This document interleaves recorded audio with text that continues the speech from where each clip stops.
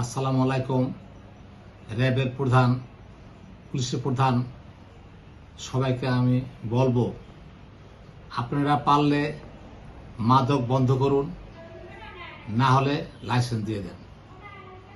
আপনাদের কষ্ট আমাদের আর ভাল লাগে না, কারণ আপনারা দেখা যায় দেশের কাজ করবেন নাকি মাদকের পিছনে দৌড়াবেন। মাদক পারলে বন্ধ করুন, নাহলে লাইসেন্স দিয়ে দেন, তাতে গভর্নমেন্টের ভ্যাট আসবে, ট্যাক্স আসবে, আপনার ঝামেলা কমে যাবে। কারণ এইভাবে মাদক, যে নিউজ দেখলাম কিছুক্ষণ আগে 71 টিভির, যে মাদক তারা লাইন দিয়ে কিনতেছে ঢাকার জেনেভা ক্যাম্প, মোহাম্মদপুর। এত অপারেশন করার পরও, এত কিছুর পরও কিভাবে তারা দিনের বেলা, রাতের বেলা লাইন ধরে রিক্সায় মাদক বিক্রি করতেছে, লাইন ধরে মাদক কিনতেছে, হিরোইন, বাবা, অন্যান্য নেশাগ্রস্ত জিনিস। অতএব জুয়া, নারী, মাদক লাইসেন্স দিয়ে দেন, আর নাইলে বন্ধ করে দেন। আপনারা যে কষ্ট করছেন, আমাদের কষ্ট ভালো লাগে না। এখান দিয়ে অন্যান্য আইন শৃঙ্খলা অবনতি ঘটছে, মানুষ খুন হচ্ছে, এদিক দিয়া বাবা ইয়াবা চলতেছে। আপনারা এমন পন্থা গ্রহণ করুন যাতে আর এরা ফিরে না আসে, মামলাতে রেহাই না পায়, জামিন না পায়। এটা করুন, নাহলে কি এখন এই খেলায় চলবে শুধু সারা বাংলাদেশে? কোনো সরকার কি বন্ধ করতে পারবে না এই খেলাটি? তাই দর্শক, আপনারা 71 টিভির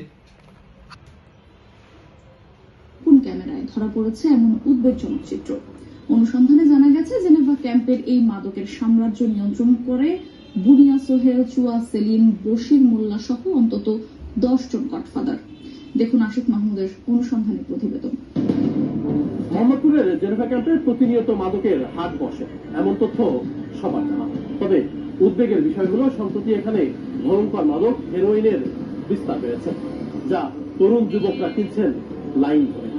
লাইনে দাঁড়িয়ে হেরোইন কেনার এই তথ্য কি আসলেই সত্যি? তা জানতে আমাদের এমন ছদ্মবেশ, গন্তব্য জেনেভা ক্যাম্প।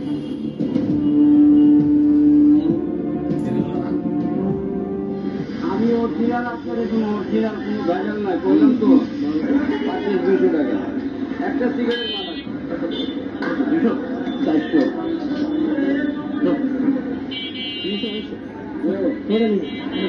করে নিব 450 দেন বুঝলেন তো না? দুইটা না ভাই, অরিজিনাল মাল 5000 পিস লাগবে, লাখ না কোনো মিক্স যায়, ডাইরেক্ট।